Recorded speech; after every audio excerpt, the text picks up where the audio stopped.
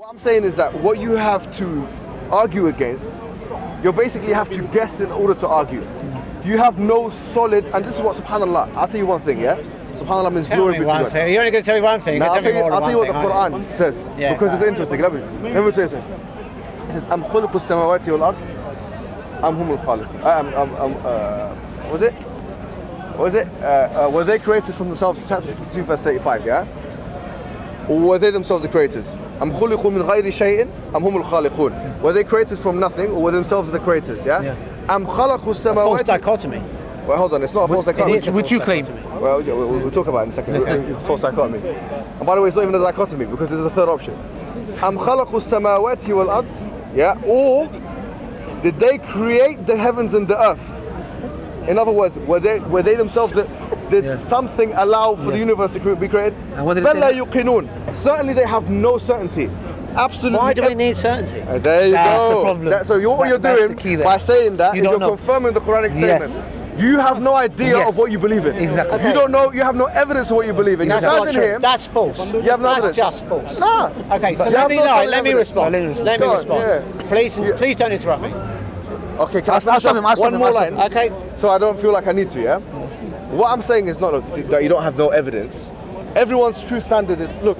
Everyone has some evidence for anything, but I'm just saying that we have evidence that the earth is flat. Yeah, and this man can be happy, the flat earth guy, whatever his name is. Where is he? I don't know, he's running away now.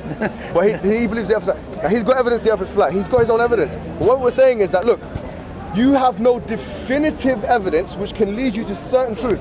Now, what I'm saying to you is, and that's what the Quran is saying, those who deny God's existence, those who deny the creatorship of Allah subhanahu wa ta'ala, that God actually is the one who created the universe, will always have an argument which is based on a presupposition which itself cannot be substantiated. And I tell you now, I dare and challenge you in front of all of these people to find me one piece of evidence which can be said to be certain truth, which goes against the thesis of God and goes against the main arguments that we have against God. That's my challenge. Otherwise, you can say, look, you can be the same thing. You can say the same thing about infinity. Say, we don't know if it exists or not in the real world. Say at least the same thing about God. Be an agnostic. Don't say we're an atheist. Say, okay, in that case, we don't know if this creator, this entity outside the universe exists or not. That's fine. Okay, can I respond? Yes. Without interruption? No interruption. Go on. Okay. I'm keeping an eye on you. All right, so first off, I agree we don't have certain knowledge, okay? But so what? We don't need certain knowledge. Like, if you get on an aeroplane, are you certain that plane isn't going to crash? No, you're not. But do you get on it anyway? Of course you do, because the evidence is that it's reliable, okay? And you use reliability as your benchmark, not certainty. You're right, we don't have certainty. There might be a God. I'm not saying there definitely is no God. Yeah. Thank you for being respectful for that. Don't say that, okay? Respect to you, my friend. Thank you. Right. Now we're going to okay. go to All right. Okay. We're not done yet. But we ain't done yet. We have to get right. Okay. Right. But that doesn't matter because the benchmark is not certainty. The benchmark is evidence.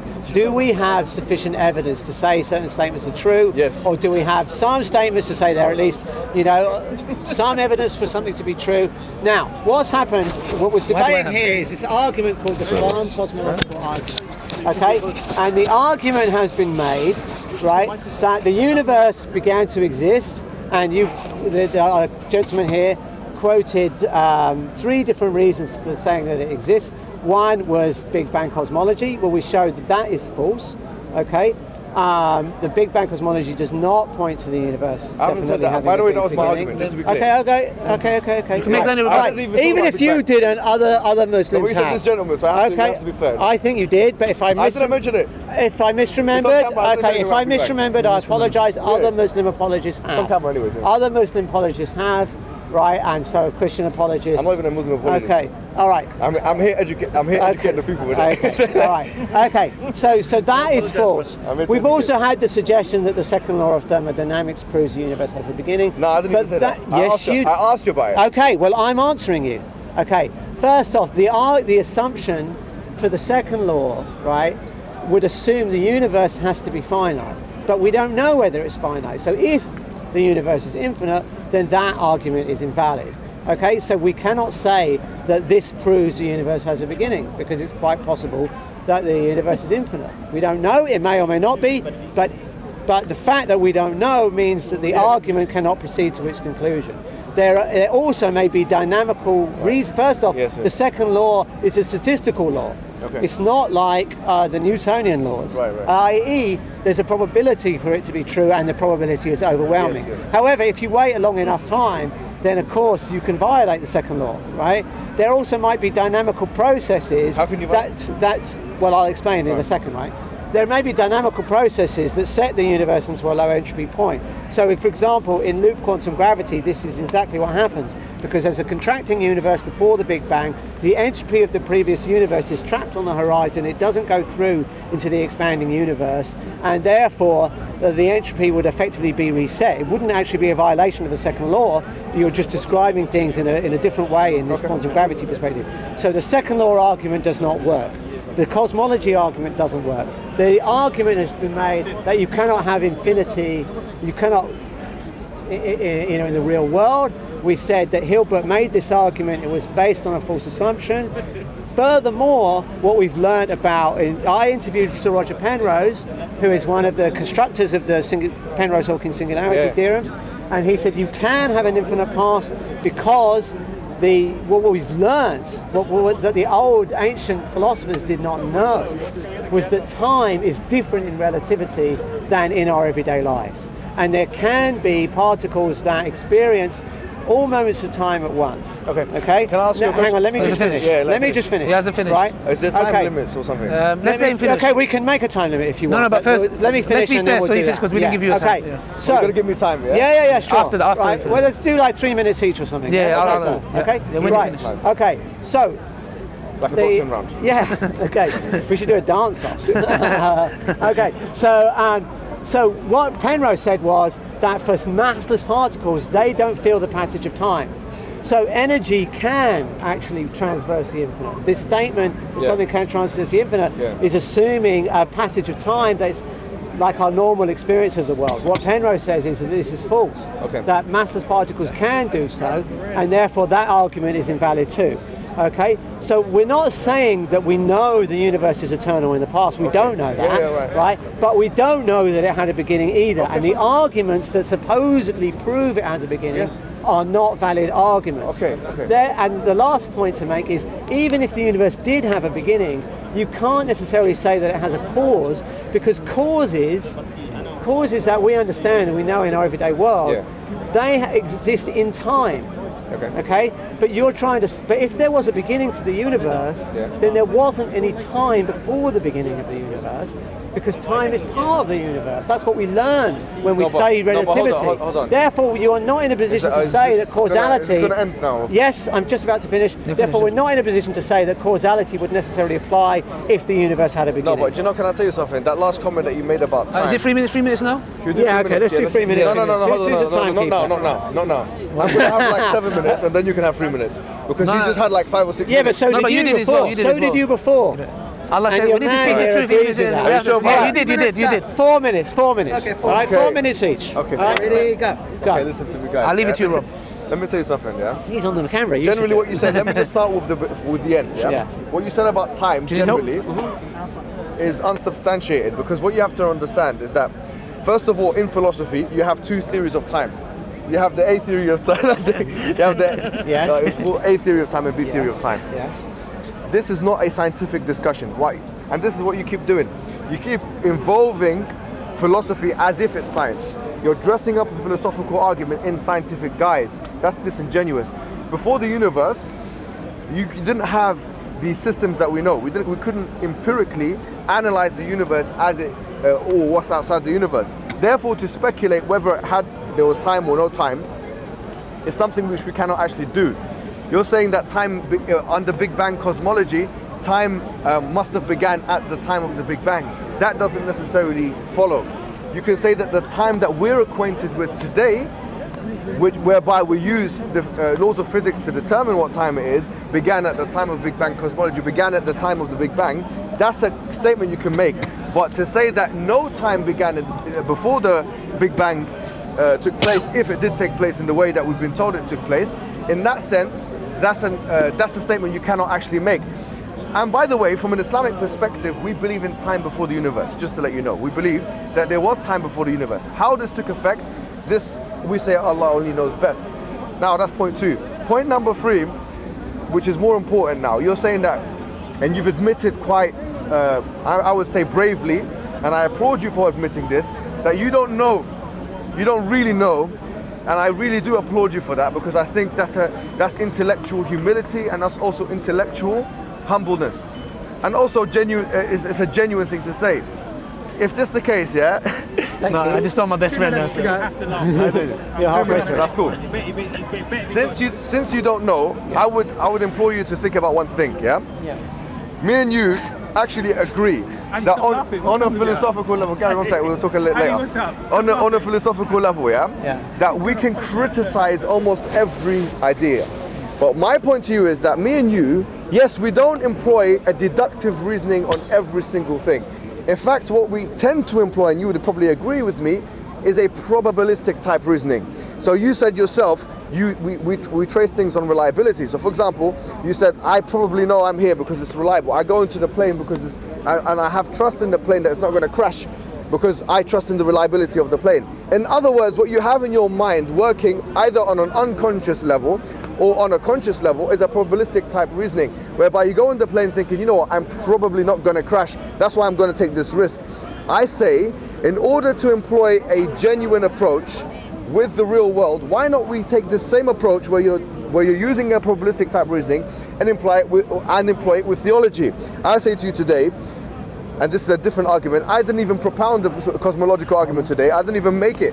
And it's on camera. I've never said, you know, this. Today I didn't make that argument. Today I will make an argument today, and it's not the cosmological argument, since you've mentioned, and we both agree, hopefully, that 30 seconds, make it quick. That probability is good, is a way that we come to truth.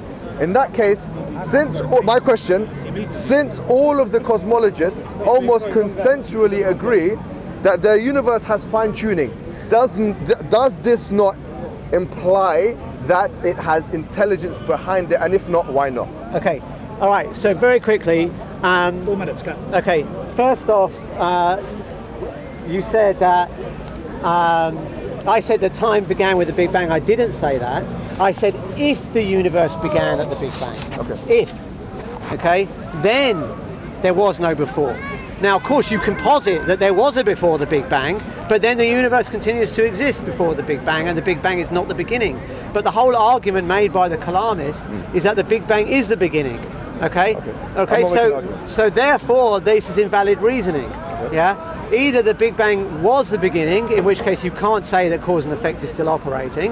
I mean, you could speculate that it is, but that's speculation, right? Or you say the Big Bang was not the beginning, in which case the universe may be eternal into the past, and the Kalam argument is invalid. So, bottom line is about the Kalam argument, it's an invalid argument because we don't know if any of the premises are true. We don't know whether the universe began to exist, it may or it may not have, and we don't know that causality would operate if time really had a beginning. Okay, so that is a rubbish argument, don't buy it. Right, now, on to fine-tuning, right? First off, you said that fine-tuning implies a designer, right? I say no, it doesn't, right? First off, that's an intelligence, okay. So it doesn't do that. We've got plenty of examples of things that people will pointed out to be fine-tuned, and we can show that actually there's a perfectly natural explanation for them. So let me give you an example. This is an example that has been quoted by William Lane Craig, by Hamza Sortzis, by many, many theologians. They said the expansion rate of the early universe was fine-tuned to 60 decimal places. Okay? So, that statement, and so therefore there must be an intelligent designer who put that number in just right. Okay? Now it turns out that number, that fine-tuning, right, depends on gravity always being attractive. Okay? However, what evidence from cosmology shows is that there was an early period of inflationary expansion to the universe, and we do have empirical evidence for this. I'm not saying it's overwhelming evidence, but I think it's quite strong. Okay, and you can watch our films where we explain what that evidence is. Okay, now what that does is it turns the equations upside down. Right. So where the evidence is, where the evidence is that if inflation did happen, then in fact that number does not need to be fine-tuned. So we now have a natural explanation for this that doesn't imply any intelligent designer at all. Okay, so this statement that if something we see to be fine-tuned implies a designer, okay, that statement is false. I mean, we have evidence that statement is false. I'll give you another example. Okay, it was thought that the distance from the Earth to the Sun had to be perfectly fine-tuned. If it was a bit further away, then the Earth would be too cold, if it was a bit too warm, and so life could only exist if the position of the Earth had to be very delicately fine-tuned. Okay, again, we found out that argument was invalid. We found that out in two independent ways, not just with one way. One way was we found there was another way to heat a planetary body via gravitational force. So for example, planetary bodies like Enceladus, like Europa, that are outside of the so-called habitable zone, they actually can be habitable because the water can be heated by tidal forces. Second off, we've also found that there is, how many? 20 seconds. 20 seconds. We've also found that there's an enormous number of planets out there. Okay? And therefore, you don't need to fine-tune the location because there's so many planets. It's basically like saying, I've won the lottery, it's incredibly improbable. Well, it could be that an intelligent person fixed the lottery, or it could be, simpler explanation, there were lots of lottery tickets sold. I'm sorry to say, Phil, right? In your rebuttal, if you want to call it, or attempt to refute my points, you actually fumbled upon a series of logical fallacies that any onlooker with a just mind would have also realized. Number one, you said we don't know. As you said, the reason why we shouldn't take the cosmological argument as a valid argument is because the premises are unfounded, right? So we don't know if the premises are true. The lack of knowledge of something is not invalidation of the thing. That's a very well-known logical thing. So for example, if I don't know something, does that mean it doesn't exist? Okay, that's point number one. So you're saying our lack of knowledge of something, or our lack of certain knowledge of something, is tantamount to us rejecting that thing. We should reject that thing. Yes, it's an invalid argument. It's an invalid argument. Why? Because we don't know if the premises are true. Just because we're not certain of the premise being true, does that mean we should completely get rid of it? I'll tell you something. If that's the case, you should employ the same reasoning with mathematics. We don't know that mathematics is in the real world for certain, but are we going to say that we reject mathematics? We don't know and cannot prove certainly that rationality itself is something we can prove. Unless you use rationality, in which case you're going to be using a circular argument, which again is a logical fallacy. Are you going to here be logically consistent and say that we're going to reject rationality? No, you're not. But what you're doing is you're using selective critique of certain arguments you don't want to believe in for whatever reason, for whatever predisposed reason that you have, or for whatever psychological reason you have, and you're disregarding other things. So in other words, we won't accept the cosmological argument because we don't know if this premise is certainly true, but what on the other hand we will do is we will accept mathematics, having the same criticism can be made of mathematics. We will accept science, even though the same criticism can be made of science. We will accept rationality, even though rationality, the same criticism can be made of rationality. 2 minutes. That's called hypocrisy in discussion. Point one. Point two, you talked about the fine-tuning as if you've actually caricatured the fine-tuning as if those who refer to it, people like your friend Stephen Hawkins, who you sat with and you had an interview with, and you filmed him, your friend, the disabled one, him, when you discussed it in his own book, A Brief History of Time, he mentioned fine-tuning, and he or any of the cosmologists, when they refer to the fine-tuning, they don't refer to the planetary bodies and the heating of the planet Earth. No. Martin Rees in his book, Just Six Numbers, and others, they refer to the laws of physics. Had they been different by decimal numbers, decimal points, the universe itself wouldn't be allowed or couldn't bear human life or any life. No life would be able to be in the universe. It's nothing to do with the planet Earth. So you've caricatured, you've made a straw man called the fine-tuning argument, which actually is nothing to do with the fine-tuning argument. 1 minute. You slapped it down in front of everyone to make it seem like you've slapped down the argument. But what you've actually done is you've just slapped down something which no one invented anyways. No one was referring to that kind of fine-tuning. Point number three. You mentioned that even in your trying to slap down the straw man, you didn't do a good job. Why? Because you said that the fact that we can see that there are other ways to heat a planet. Who cares if there are other ways to heat a planet? We're not talking, even when we're talking about the planetary example of the planet Earth, that there are other ways to heat a planet. It doesn't matter If there are other ways to hit a planet, seconds. if the planet is in a certain position, respective to other planets and respective to the sun, and that position is a